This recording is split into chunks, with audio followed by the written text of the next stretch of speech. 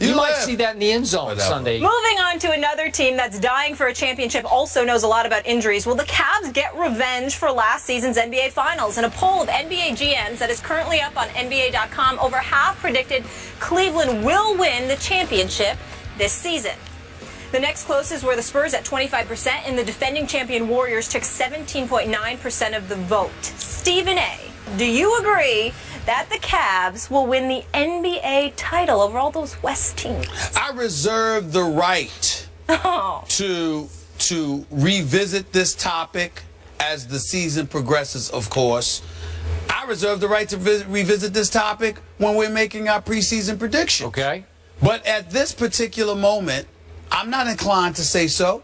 And by the way, in order to get revenge, the team they would have to get revenge against is the team who beat them in the NBA Finals, which would happen to be the Golden State Warriors, which I don't believe is going to happen because I don't believe the Golden State Warriors are going back to the NBA Finals. I got nothing but mad love and respect for that franchise, that team, the Splash Brothers. Steph Curry was my MVP. I think he is the greatest marksman in the history of basketball. All right. I have never seen a shooter better than Steph Curry. Klay Thompson and all of those boys can play.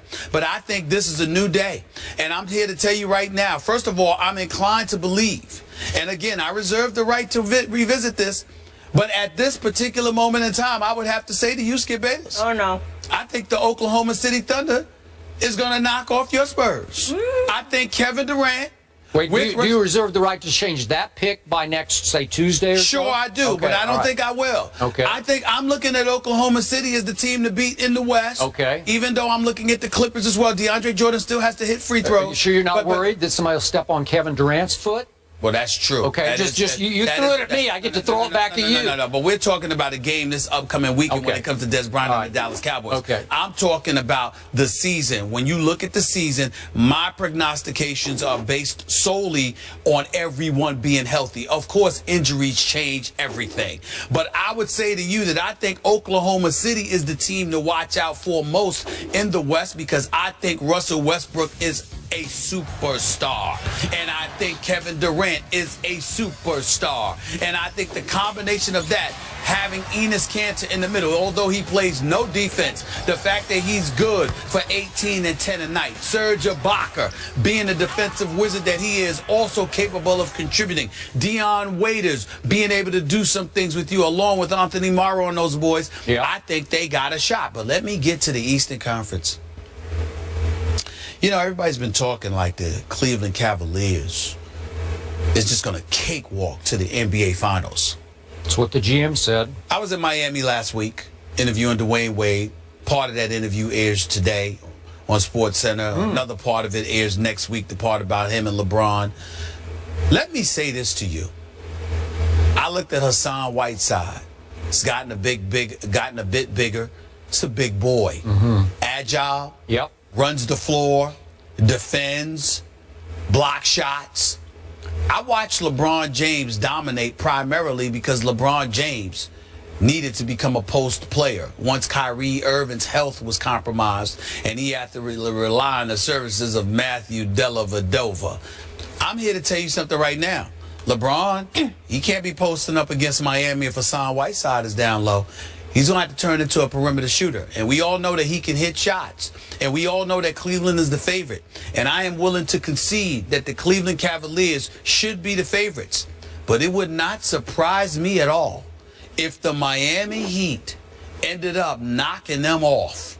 I'm telling you right now, no disrespect to Milwaukee, who I think will be better. They were good. They're getting Jabari Parker back from his ACL injury, Achilles rather, not to mention the fact that they acquired Greg Monroe. They beat out New York and L.A. Milwaukee beat out New York and L.A. for the services of Greg Monroe. To add to that team, Milwaukee is a team to watch out for. Washington is a team that I will pay attention to. To some degree, I'll watch out for Indiana because of Paul George's return. But I'm here to tell you right now, I think the Miami Heat and the Cleveland Cavaliers are on a collision course for the Eastern Conference Finals, and I'm not ready to sit there and say that it's a foregone conclusion that Cleveland will beat them. So I got news for you. You can sit up there and talk about LeBron and the Cleveland Cavaliers all you want to. I certainly believe that San Antonio could and would beat Cleveland, okay?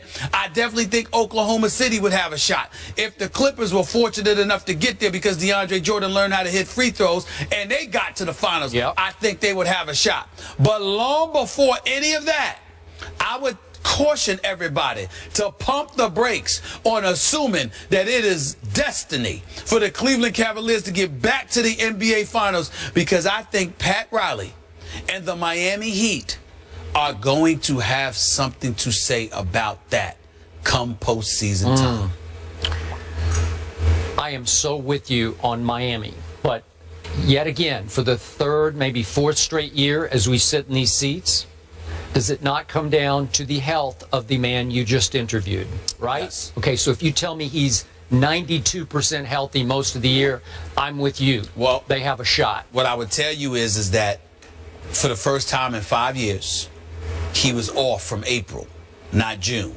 Those additional 2 months, that's a very big deal. I'm with you. I would also tell you and prioritize the fact that playing a full season is not the priority. If Dwayne Wade plays 50 to 60 games, Pat Riley and the Miami Heat are perfectly fine for that as long as he is ready to go this postseason. Okay. So when you combine that with Bosh returning healthy, Hassan Whiteside, Luol Deng, Love him.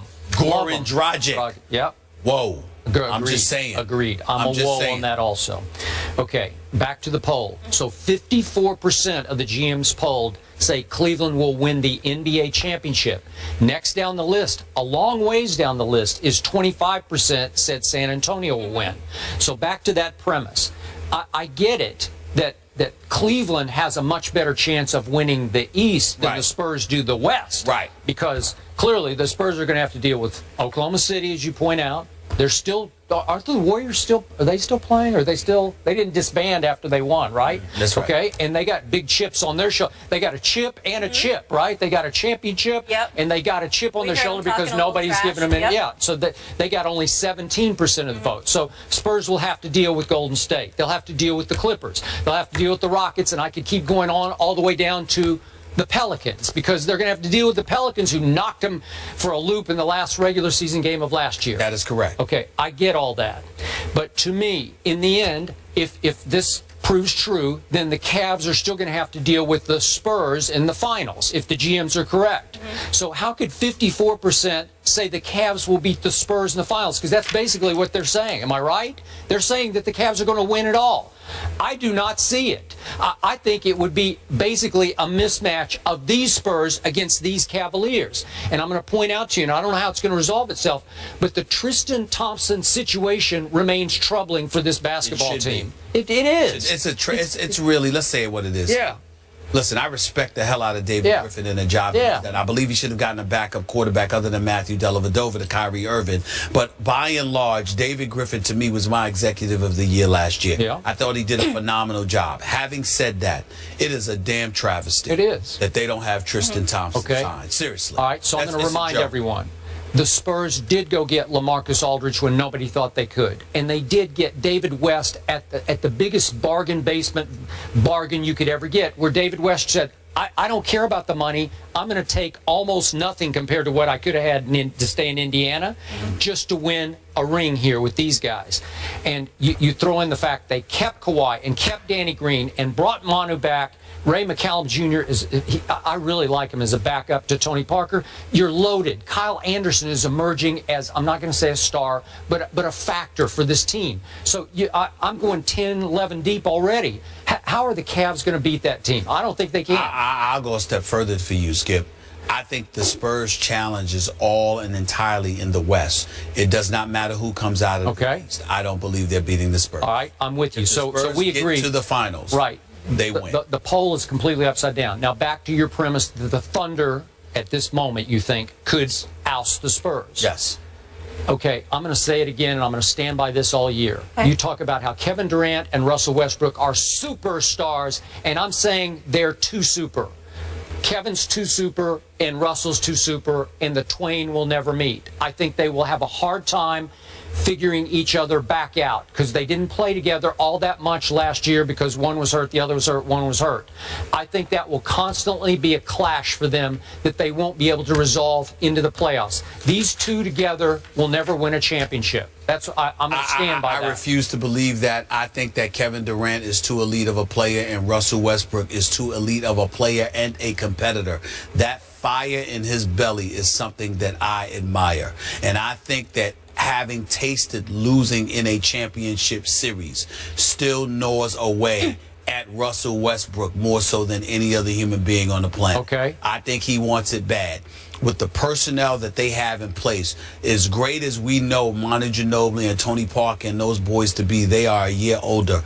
They have no answer for a Russell Westbrook. You can think it's Kawhi Leonard all you want to. That is the one guy that I don't believe, meaning Russell Westbrook. That is the one guy that I believe Kawhi Leonard wants no part of. Anybody else, different. But Russell Westbrook is the one guy that I don't believe Kawhi Leonard wants any part of. That's just my personal opinion. Well, this is the last hurrah, I believe, for Kevin Durant and Russell Westbrook together, right? I will tell you this. I'm told, sorry to ruffle any feathers, I hope this doesn't cause controversy. Yep.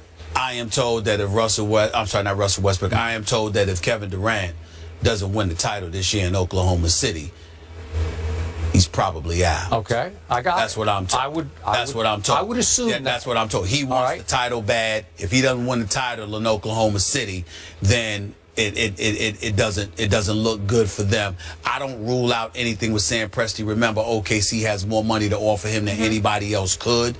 So, I mean, if he wants the money, that's the place to be. That's the place to stay. But I'm told that this year is very, very pivotal to the future of that franchise, because if they don't win the chip, Kevin Durant will be looking to move on. Okay, well then he will be looking to move on. Well, I don't believe that. I think they got a shot. I think they got a shot to win it all. But in the East, if healthy, we both agree that it'd be the Cavs and the Heat I'm telling you they're my favorite, but I'm not ruling out the Miami. I need to point out one thing here. According to Basketball Power Index, the Heat have an 8% chance to make the NBA Finals. Well, they can say what they want. I'm telling you, forget D-Wade for a second. This kid, Hassan Whiteside, he's big the way he defends and blocks shots and patrols the paint area. When you have something like that, forget the 82 regular season games. Come postseason time, when you have an individual that can patrol the inside like that, that is a very, very big deal. The Jason Kidd, who I think has proven himself to be a brilliant young coach, he didn't go and get Greg Monroe for nothing. And Greg Monroe has to improve defensively, don't get me wrong.